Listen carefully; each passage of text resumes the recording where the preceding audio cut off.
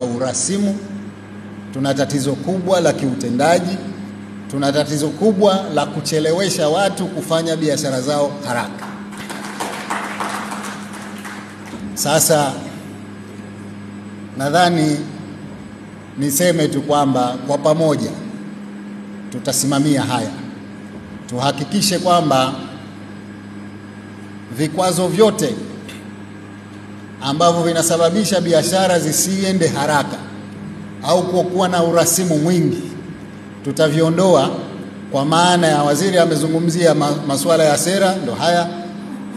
Kuna masuala ya sheria, kuna masuala ya kitaasisi, lakini moja ambalo halikusemwa ni kuna swala la utendaji wa watu. Sehemu kubwa ya matatizo yetu ni utendaji wa watu.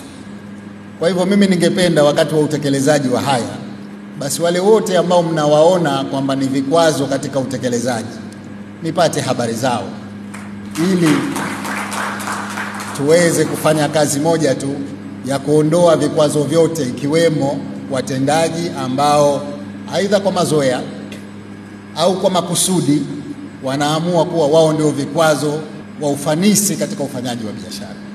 Natambua kwamba ili kuweza kuitekeleza sera ya biashara ya mwaka 2024 na tathmini ya mazingira ya biashara, ni lazima kila mdau apate fursa ya kuvisoma vitabu hivi ili kwa nafasi yake aweze kutimiza